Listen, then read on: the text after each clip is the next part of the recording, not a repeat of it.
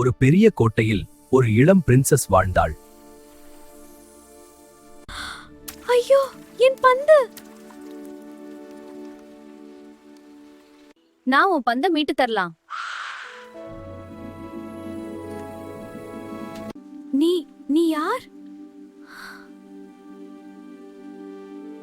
நான் உன் பந்தை மீட்டு தரலாம், ஆனால் நீ எனக்கு ஒரு வாக்குறுதி தர வேண்டும்.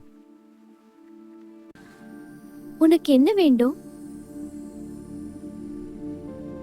என் நண்பனாக இருக்கவும், உன் தட்டில் எனக்கு சாப்பாடு தரவும், படுக்கையில் எனக்கு இடம் கொடுக்கவும் வாக்குறுதி தர வேண்டும். சரி, நான் சம்மதிக்கிறேன். ஆனால் அவள் வாக்குறுதியை மறந்து தன் பந்தை எடுத்து அரண்மனை நோக்கி ஓடினாள்.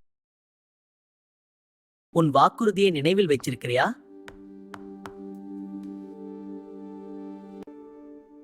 சரி, உள்ளவா.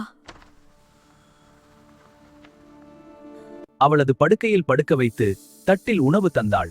அதே நேரத்தில் மாயாஜாலம் நடந்தது. நான் ஒரு கெட்ட சாபத்தில் இருந்தேன்.